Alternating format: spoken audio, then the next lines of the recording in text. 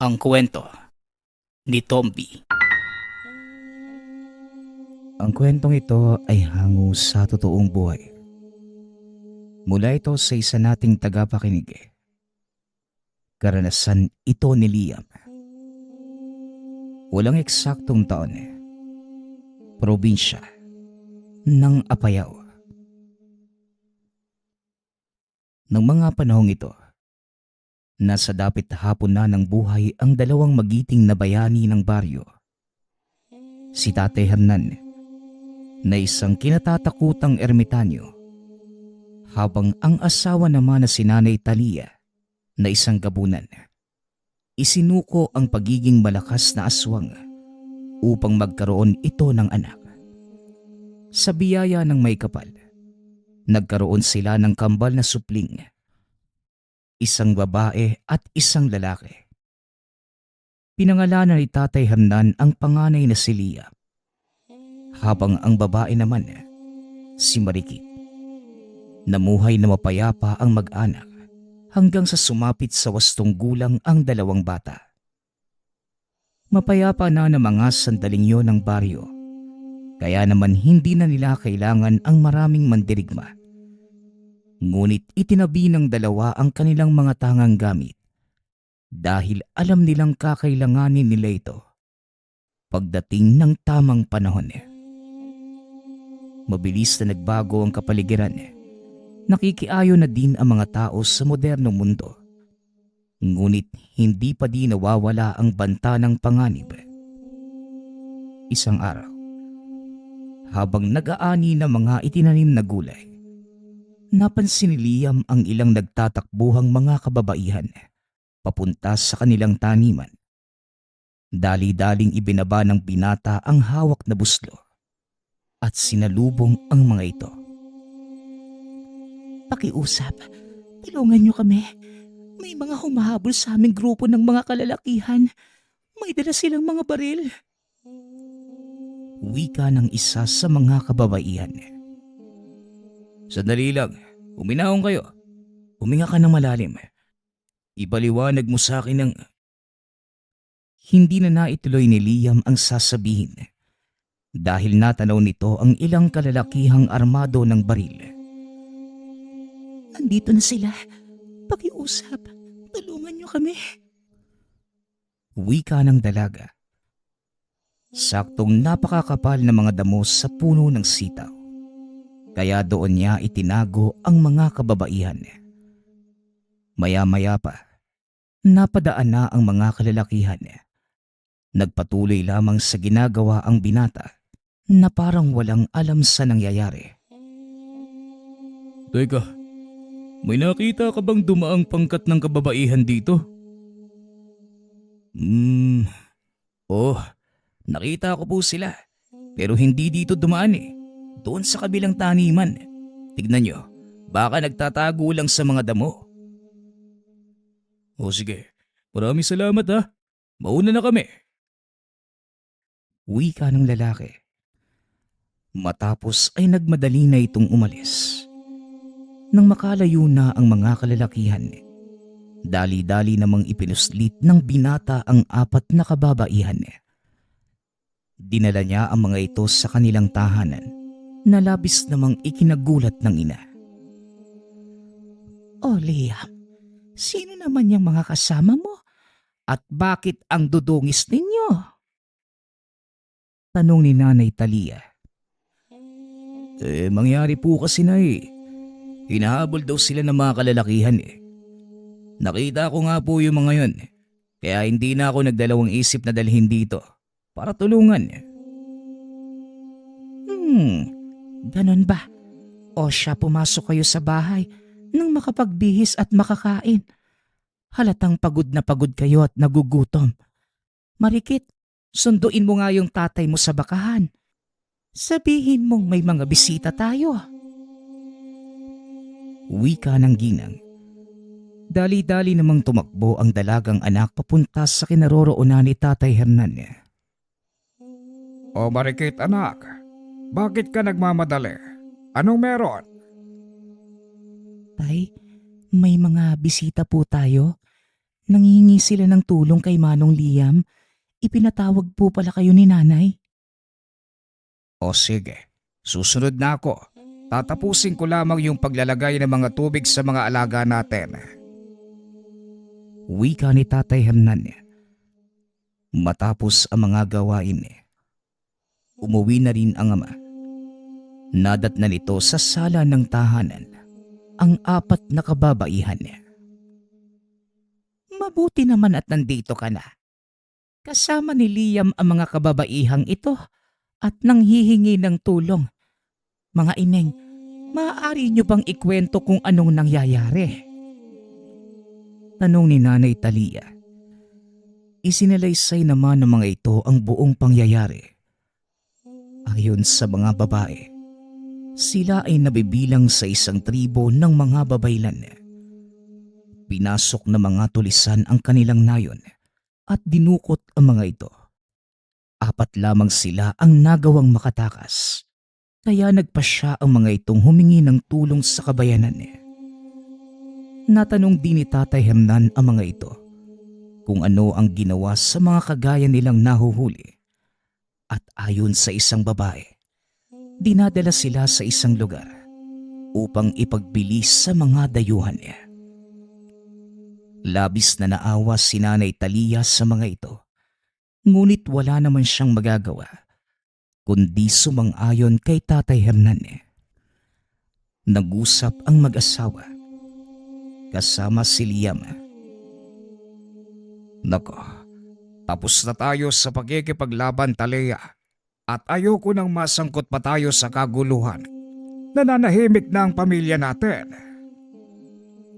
Wika ni Tatay Hernan. Pero Hernan, hindi mo ba nakikita yung mga nangyayari?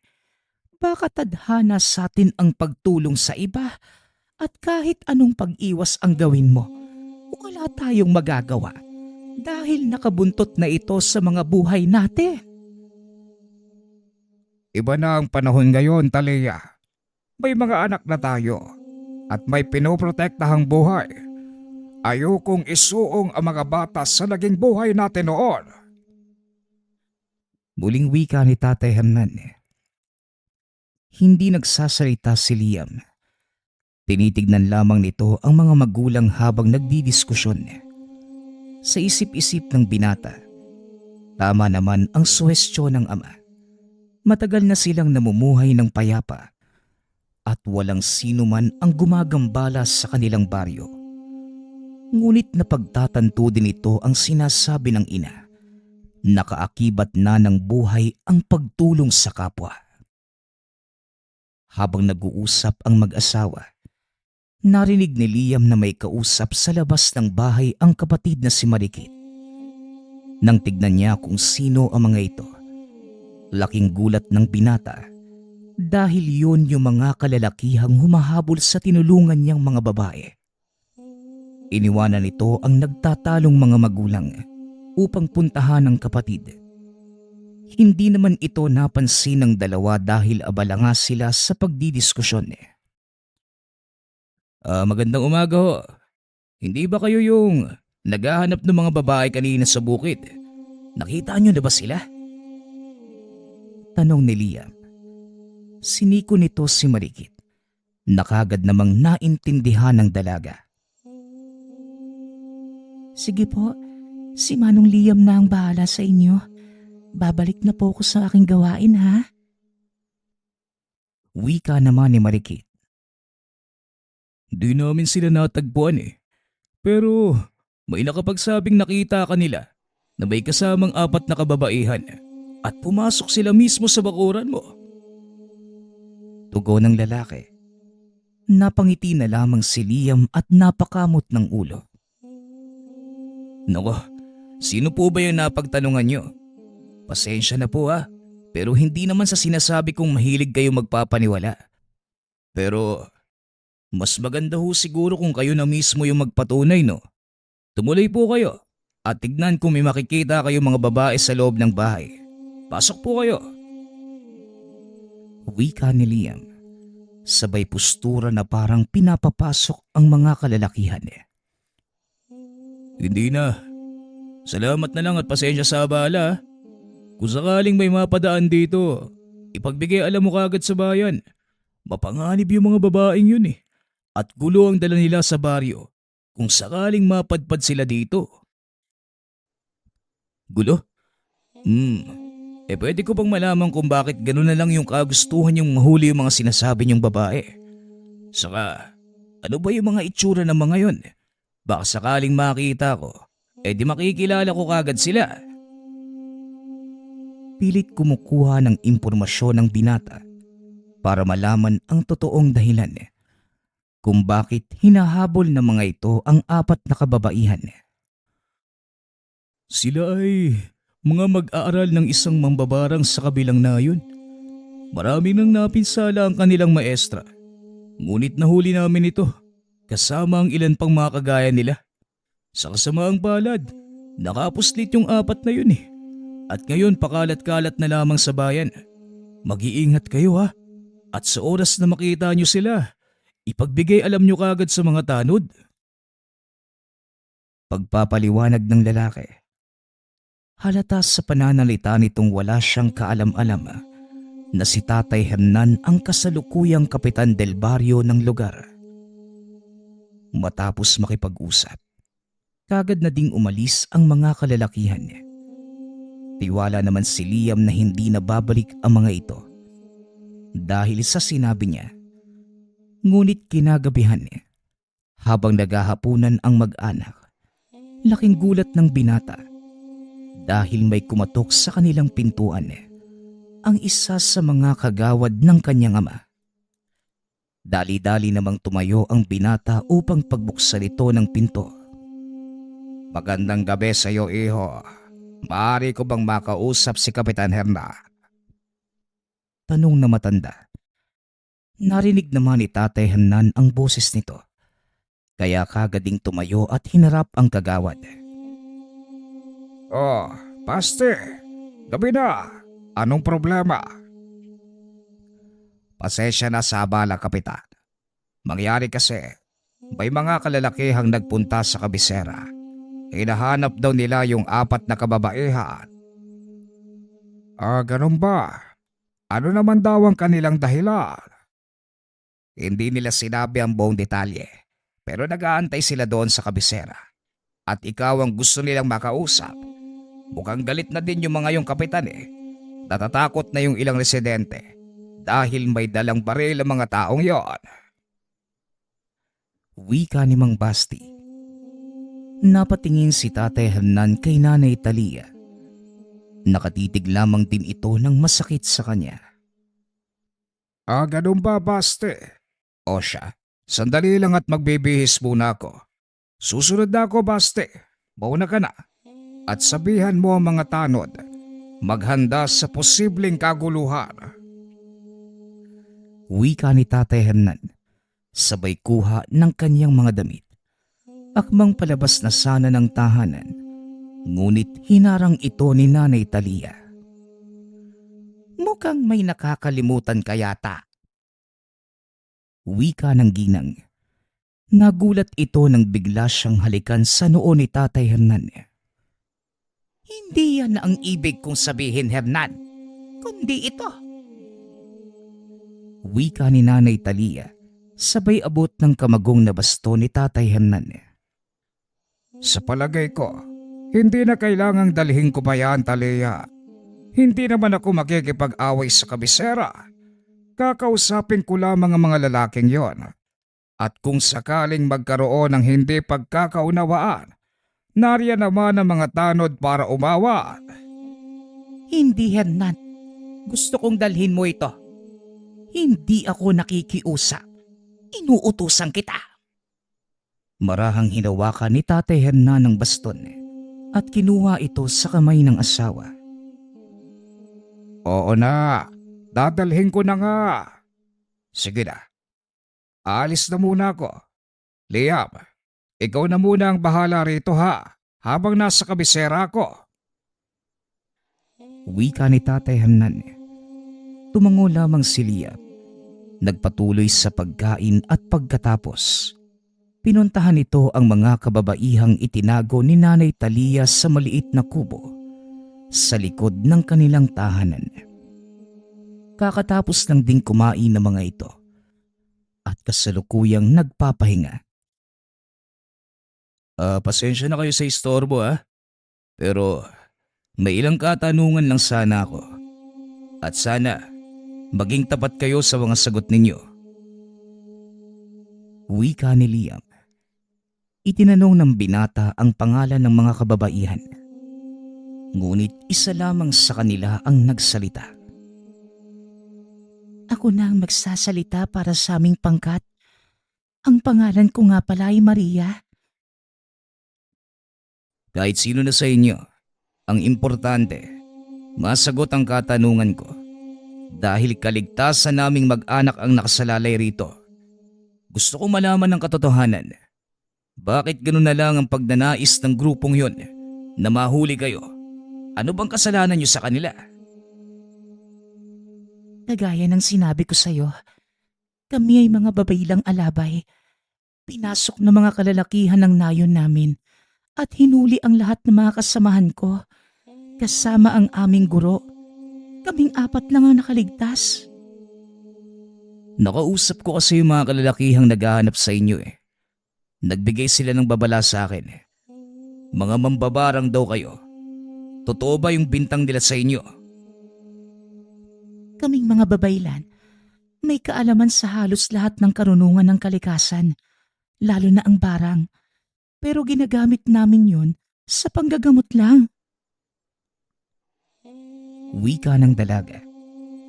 Naging maganda ang takbo ng usapan ng mga ito hanggang sa nagawang paaminin ni Liam ang totoong dahilan kung bakit sila hinuhuli ng mga kalalakihan. Ang totoong dahilan kung bakit kami hinahabol ng mga kalalakihang yon ay dahil dito. Wika ni Maria. Sabay pakita sa kanyang likod. Nagulat si Liam dahil may mga salitang nakaukit sa balat nito. Ano naman yung mga yan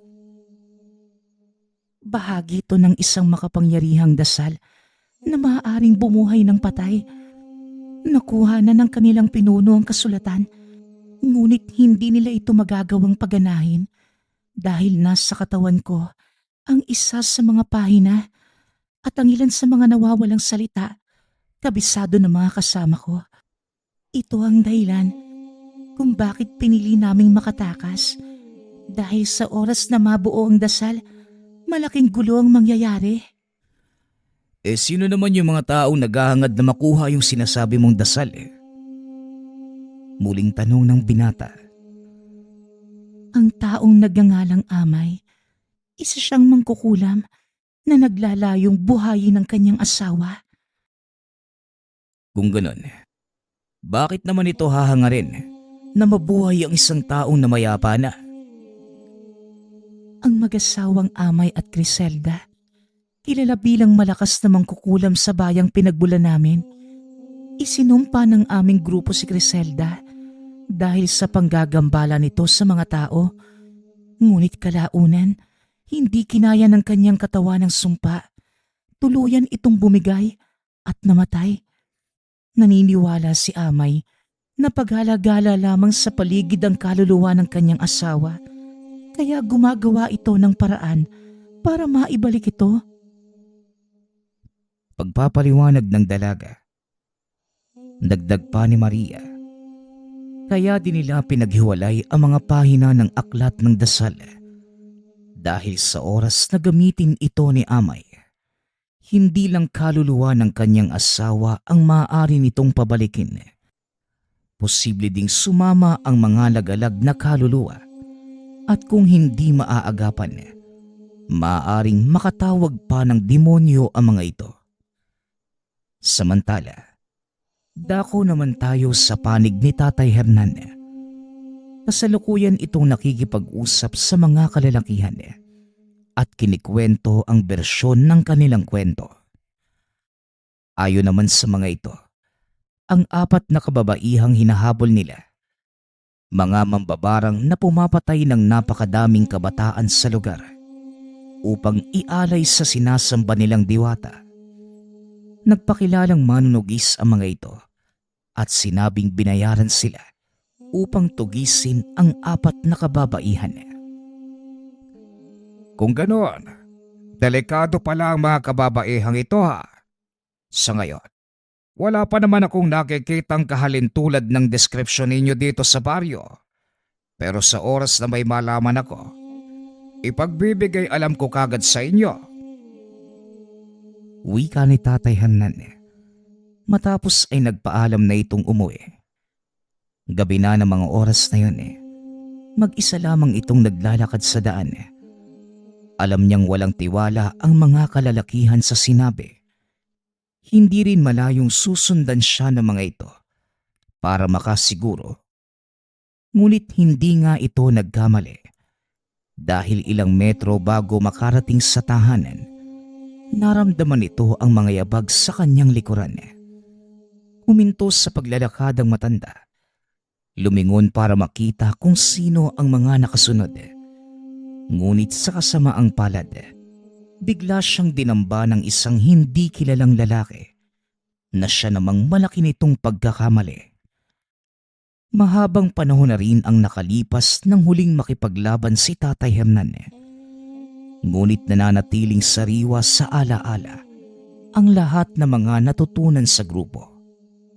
Gamit ang dalang baston, pinalo nito sa ulo ang lalaki, dahilan para mawalan ito ng malay. Akmang lalapitan pa sana ito ni Tatay Hernan nang bigla namang lumabas ang isa pang lalaki at inundaya ng sipa ang matanda. Naglabas ng itak ang lalaking yun. Sinugod ang matanda. Ngunit laking gulat nito nang biglang may kamaong tumama sa kanyang muka. O tay, ayos ka lang ba? Hindi mo pagkakatiwalaan ang mga taong kausap mo sa kabisera. Ano man ang sinabi nila sa'yo, nagsisinungaling po ang mga yan. Yun nga rin ang hinala ko, anak. At alam kong kasama nila ang mga ito. Siniguro ng mag-ama na hindi na makakaligtas pa ang dalawang lalaki dahil siguradong makakarating ang nadinig na mga ito sa kanilang pinuno. Inihulog nila Liam at Tatay Hernan ang bangkay ng dalawang lalaki sa bangin. Malakas ang agos ng ilog sa baba nito, kaya paniguradong hindi na makikita ang mga bangkay. Matapos ay dali-dali na silang umuwi. Pagkarating sa tahanan, personal na kinausap ni Tatay Hernan ang mga kababaihan at isinalaysay naman ng mga ito ang pangyayari. Matapos ang pakikipag-usap, bumuo ng plano si Tatay Hernan upang mailayo sa panganib ang mga ito. Dadalhin ko kayo sa kabilang isla. Doon mas magiging ligtas kayo. Makakasama ninyo ang dalawa kong anak na si Liam at Marikit doon. Para may makasama naman kayo. Maghanda ka na, Liam. At bukas na bukas, aalis na kayo. Tatay, paano po kayo ni nanay? Sa palagay ko, alam na ng mga kalaban na nagsisinungaling kayo.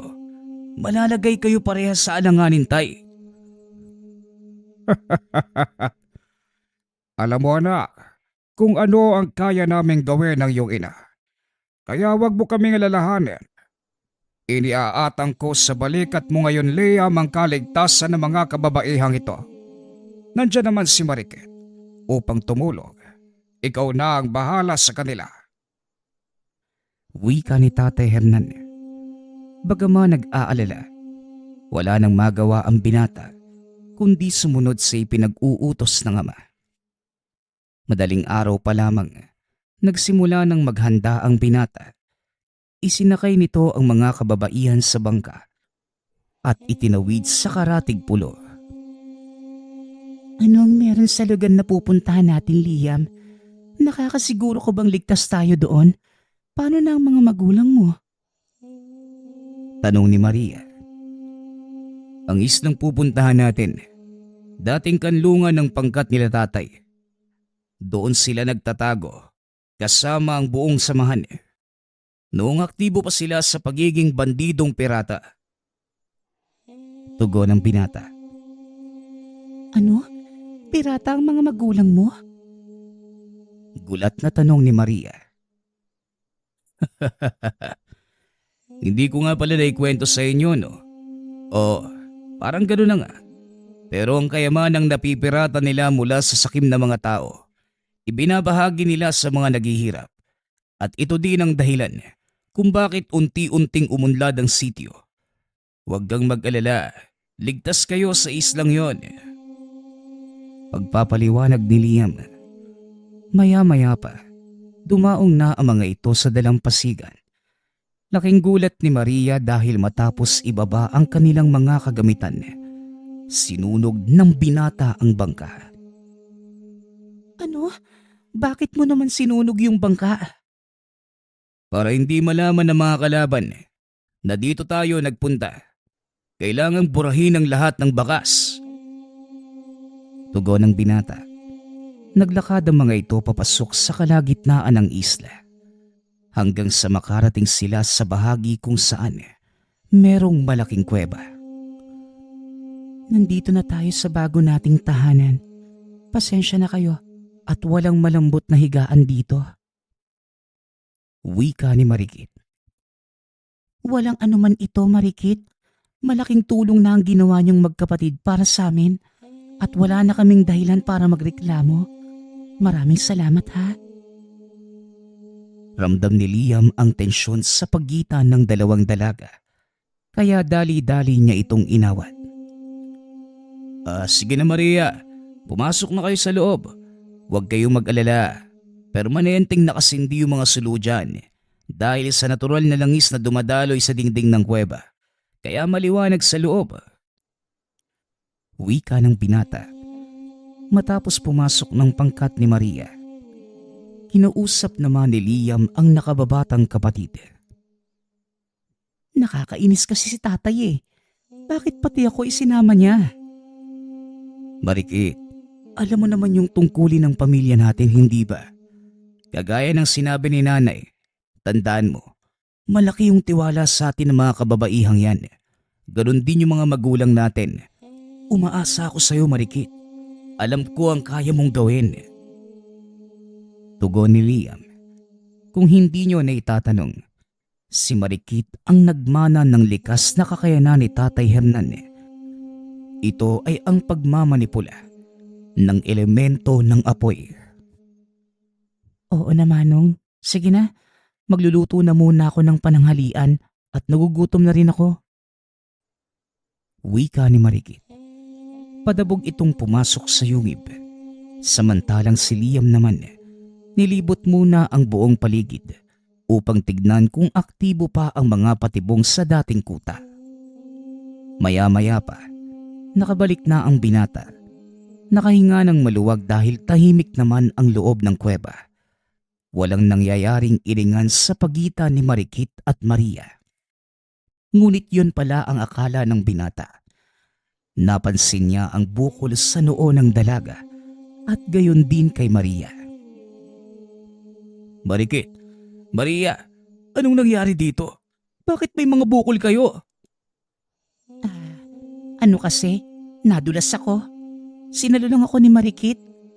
Kaya nagkaumpugan kami. Di ba Marikit?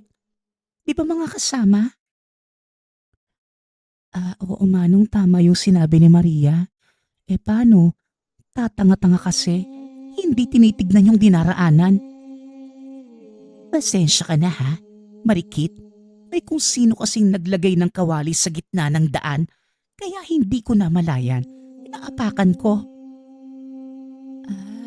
Sinasabi mo ba na ako ang may kasalanan? Ano bang gusto mo mangyari? Ano? Tara sa labas.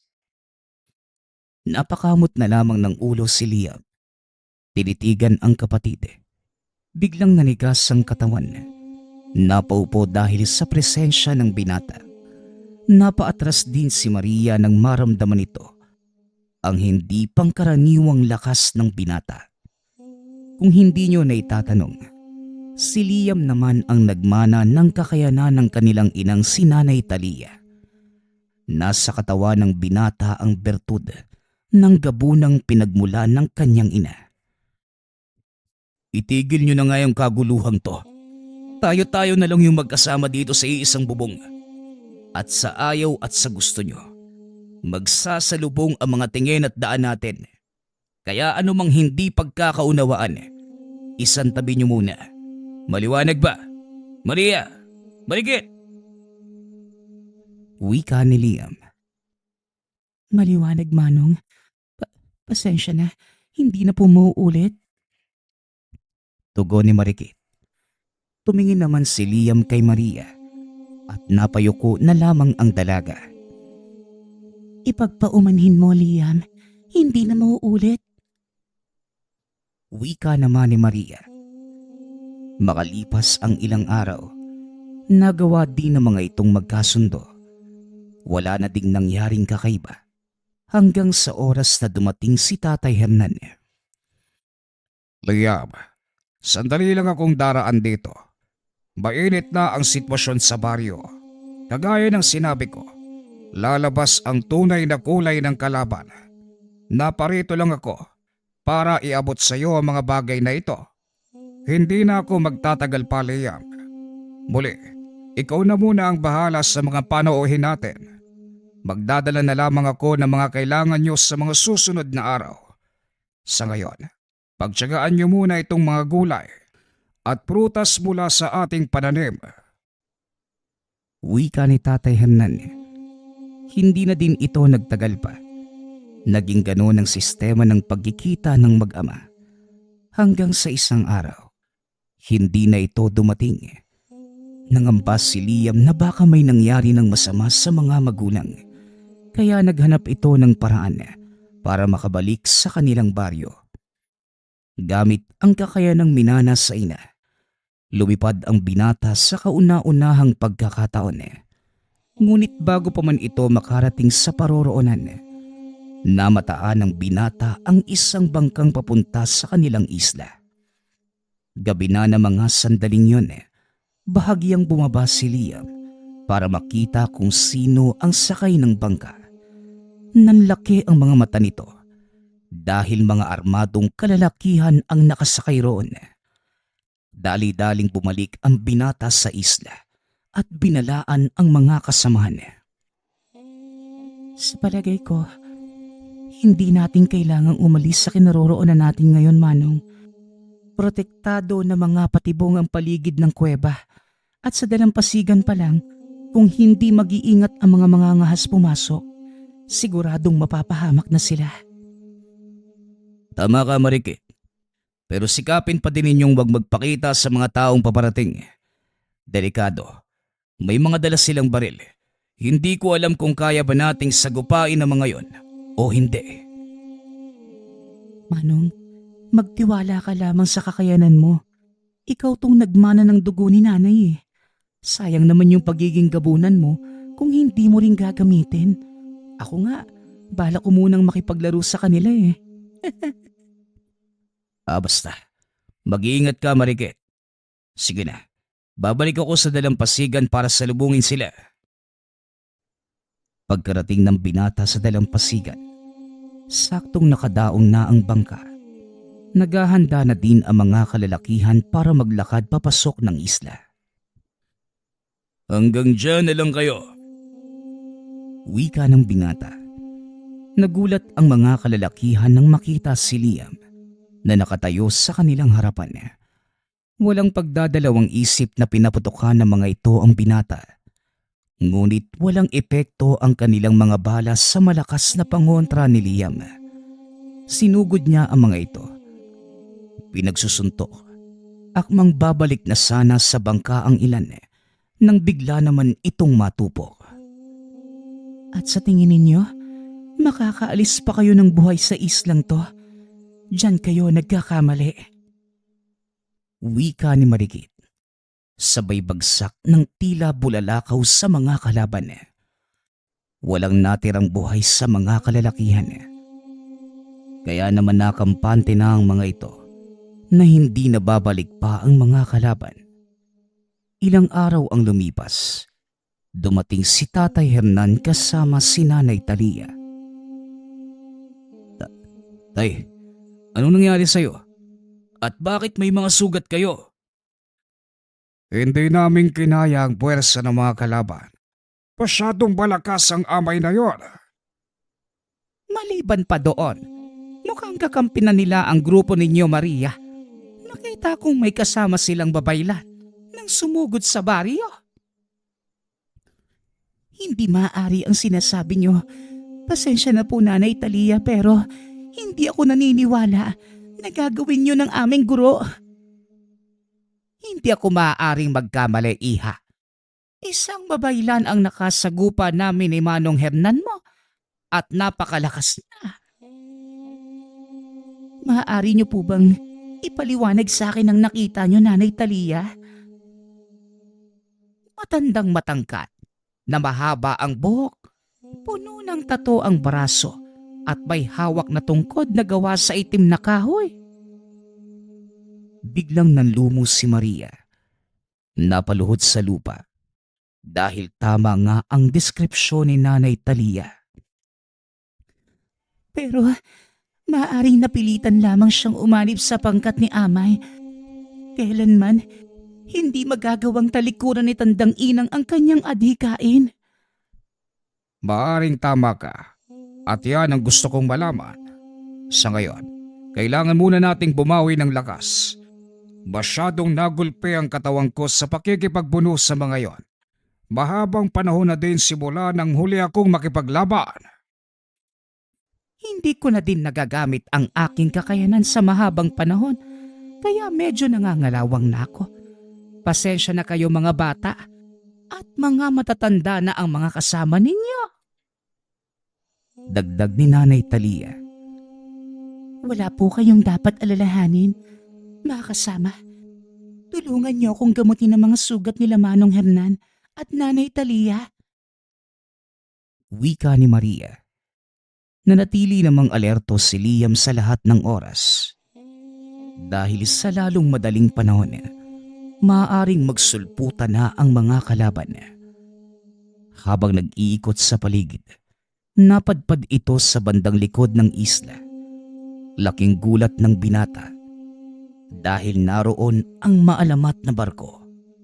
Sira-sira na ito, nakasadsad na sa buhanginan, ngunit makikita pa din ang taglay nitong kagandahan.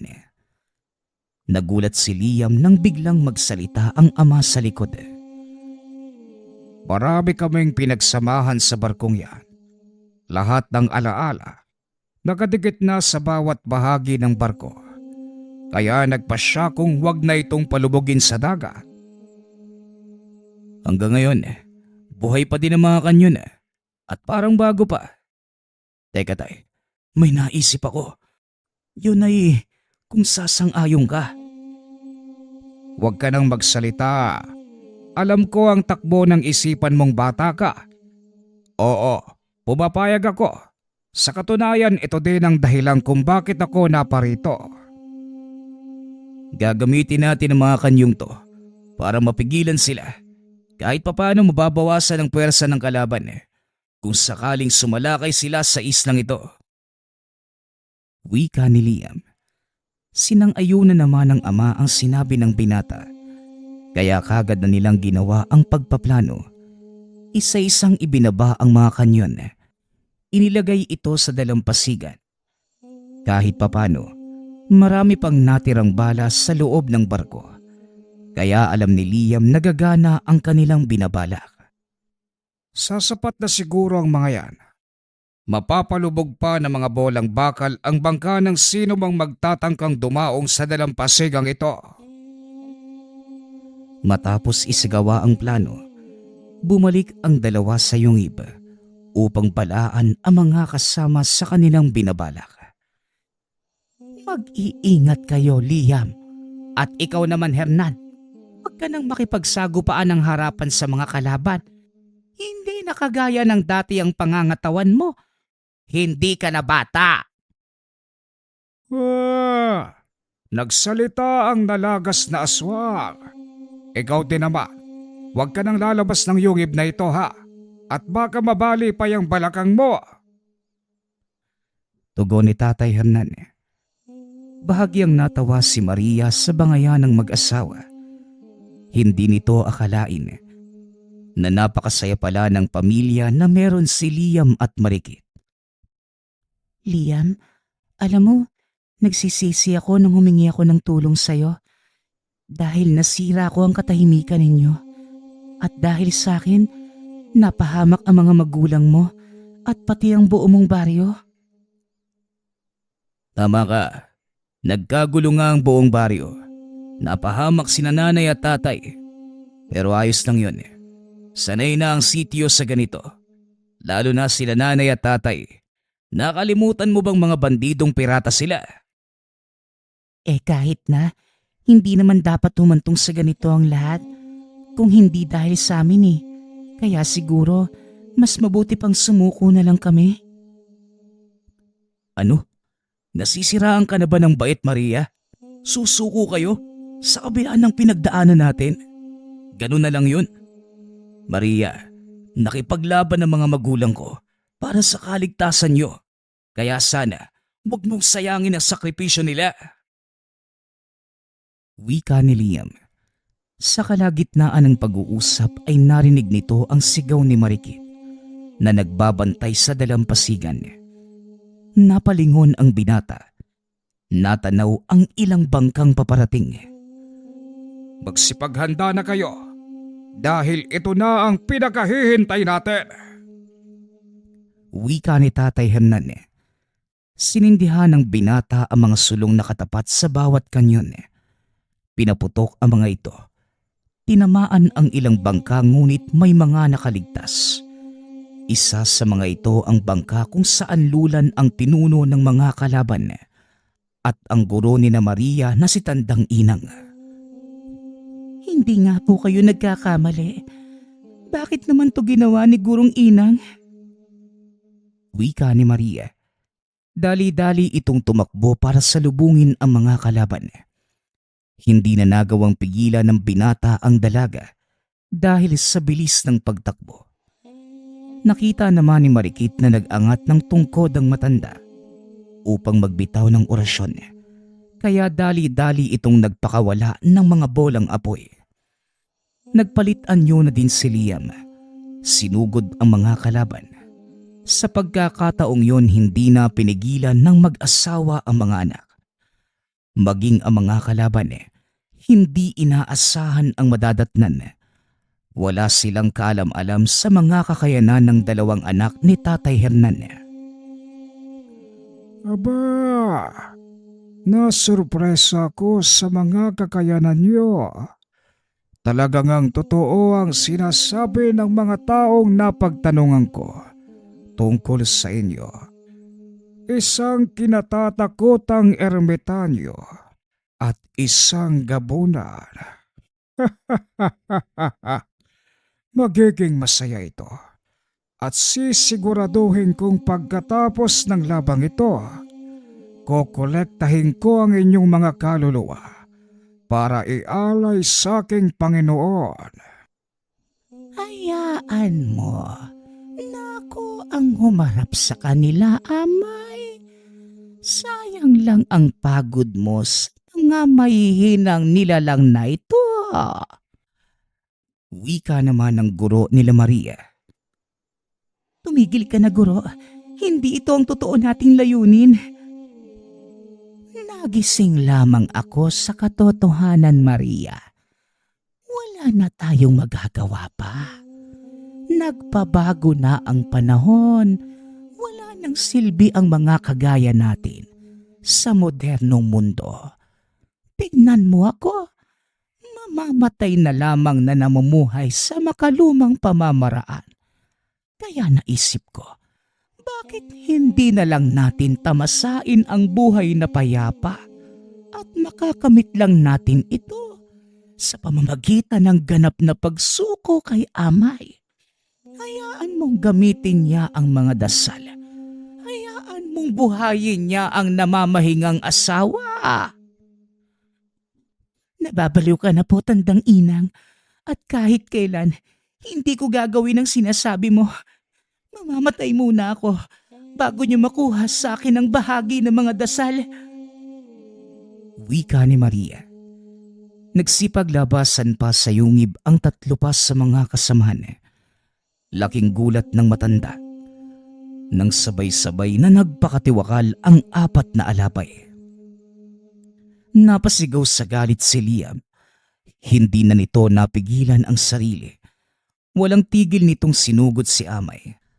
At ang ilan sa mga kasamahan nitong armado, maging si Marikit, hindi na din nagawa pang awatin ang nakakatandang kapatid. Dito na lumantad ang buong kakayanan ng 2 anak, ni Nanay Aliyah at Tatay Hernan.